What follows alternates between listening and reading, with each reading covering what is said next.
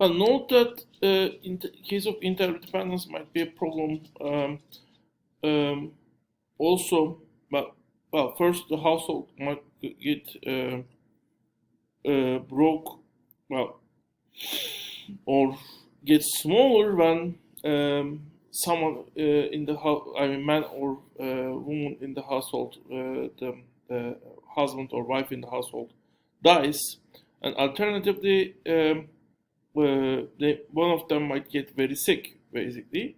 And in that sense, this extreme specialization might basically make members of the household either lack income or have faced with very low income or with very low household care or work, and both might harm the households. One example is actually there was a whole novel where the man of the household has an accident. His fingers were cut. That was a novel on a Mexican family, a low-income family.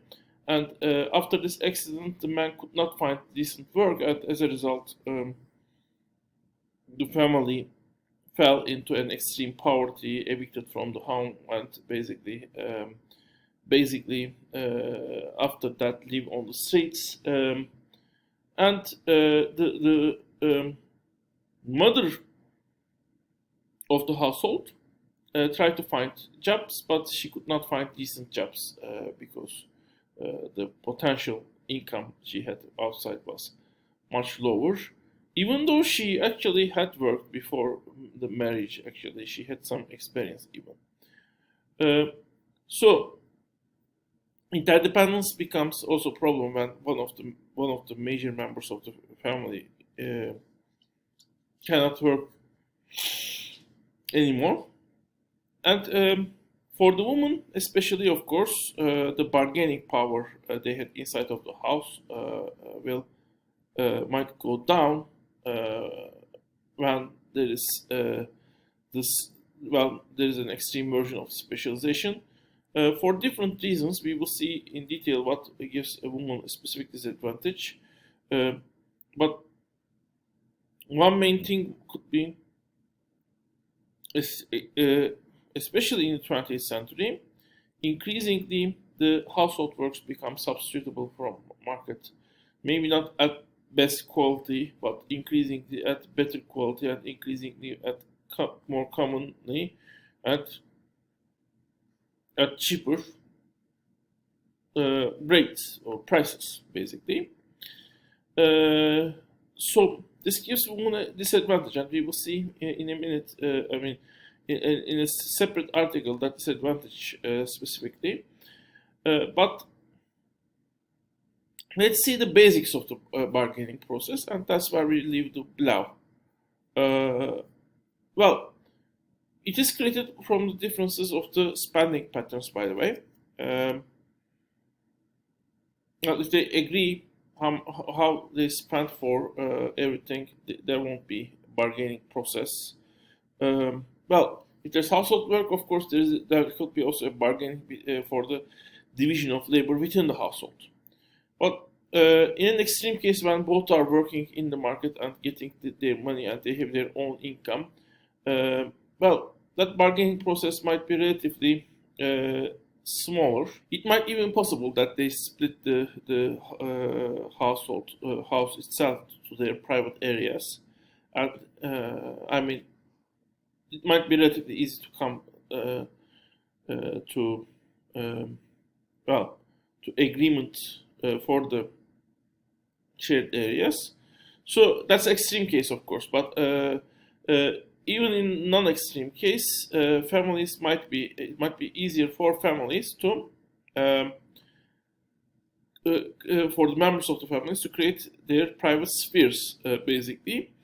But some sphere would be public, and especially if you have a child, that sphere will be much larger. How to raise your child will be a large sphere where decisions cannot be done alone. And when you have these type of public goods, uh, uh, I mean, in that case, bargaining is kind of you have to do the bargaining basically. And the main point of the bargaining, we will see more detailed analysis of it, and you will see there are some different and more important elements of it. But the most important element of bargaining process is the threat point. Threat point is basically what will happen if you leave the agreement, and what will happen if the person you are dealing with leaves the agreement. Quits the agreement. And that threat might be a secondary threat, like for example, I mean, um, not buying a TV, for example, or not spending, well, not spending money. Well, for example, you might consider to go together to the holiday, and you might bargain on the details of it. And if the bargaining process doesn't go well, you might not go to the holiday with your partner, and maybe you might the holiday might be cancelled altogether. Or I don't know, in extreme cases, one partner might decide to go alone. But of course, extreme threat is always complete termination of the family contract and getting out of the family.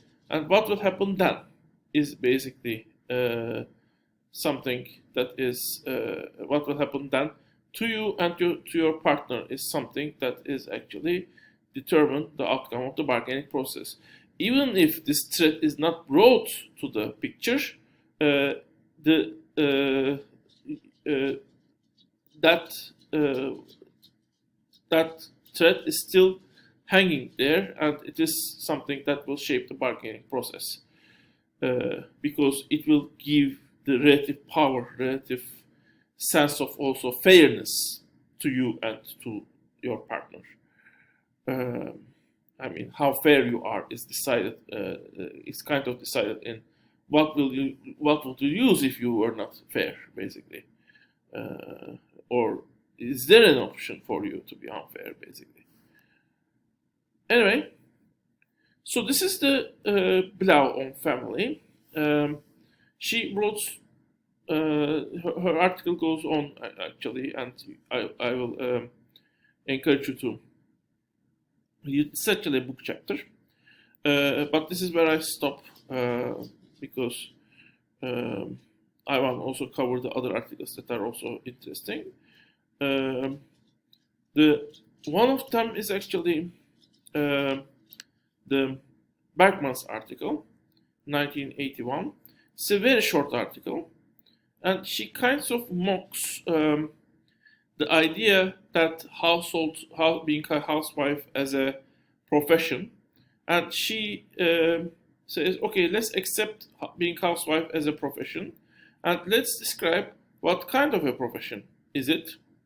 Well, as for duties, the housework, the childcare, and being pretty, all of them are part of the duties. For not being pretty, basically you can get divorced, or basically you might be considered as not a good housewife. And for that you need human capital. Capital that shows you pretty, and that also needs specific work, basically specific work to look pretty to the world. And it's kind of also a 24-hour service, since I mean at any time when there's a problem in the household, you need to solve it. But there is no clear break time, basically. And then there are physical hazards. She gives numbers, but there's a pretty much chance of injuries inside of the household. And inside of the household, there are no no easily attainable medical attention possible. And sometimes risks are as high as a typical workplace. And also, of course, I mean, the risk of the intimate partner violence, being attacked by your partner, is a risk. And payments are usually done without money, I mean, in forms of um, monetary, I mean, non-monetary benefits like free holidays, shelter. I mean, it provides you a free housing, which you don't choose necessarily. By the way, you cannot choose your free house, um, and uh, well, free food, which you need to prepare. Um, but those are the things, which means you cannot accumulate cash easily. You cannot accumulate savings. Um, well, if you lose the job, you don't have economic safety. I mean, you don't have unemployment insurance like the men do, and finding a new husband becomes much more difficult when you lose your job. Or getting into a new profession is also difficult, especially when you are 40, 50-year-old woman with no experience. So all of these things makes housewife as a very bad profession. Why do the people choose to be housewife? Well, Bergman choose that because people choose to be woman, mocking it. Of course, no one chooses to be a woman. They just born as a woman, according to her article. And basically, that means the women systematically are directed by the system to become a housewife, and they also taught to overlook all the risk possibilities and actually the need to be a self-sustaining, I mean, self-aware woman who can solve her own problems with the ideology, or I mean the stories of Prince Charming, the man who takes care of everything and is very fair and treats the woman very fair, and actually in every way. I mean, both he doesn't require much work from her, and he gives her a very good life standards. But that all of these things will make the woman dependent to that potential husband and husband's goodwill, basically. Uh, so, in that sense, I mean, they are directed into a type of economic activity, housewife, which is very likely to make them overwork and get less benefits, and is at the same time a very and which is also a very risky. And the last article is the article of the Amartya Sen, who concentrate on the interfamily conflicts and basically introduce the elements of that conflict in a more detailed way. It's a little bit difficult to read, but it's still interesting, and as far as you can understand, it gives an interesting, let's say, framework for bargaining. So he actually starts with the breakdown point as one of the uh, important elements of the bargaining. But in addition to that, he also adds perception of interest, perception of contribution are also very important, basically, elements that actually also contribute to the bargaining process, besides some others we are going to see. Well, as I said, the perceived interest, perceived contribution, and breakdown point are the three different elements. But basically, the perceived interest itself needs, at very first, self-awareness. So a person should be able to think that what she wants for herself, her own views, her own needs, basically.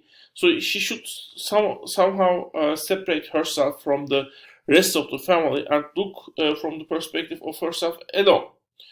But if a woman always taught to be basically non-self-aware and basically act according to the needs of the family but not her own needs, that self-awareness itself might not exist.